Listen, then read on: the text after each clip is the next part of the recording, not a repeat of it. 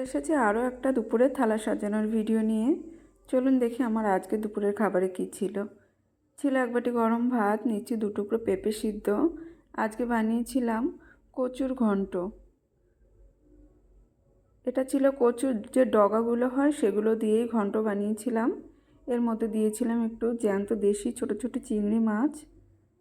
চিংড়ি মাছ দিয়েও কিন্তু কচুর ঘন্ট বেশ ভালো লাগে।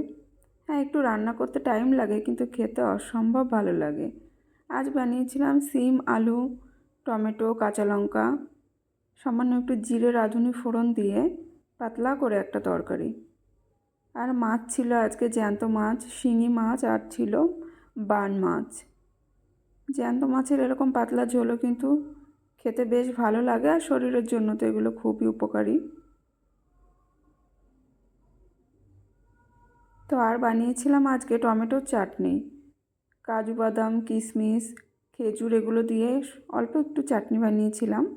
তো এটাই ছিল আমার আজকে দুপুরের ভীষণ সিম্পল মেনু।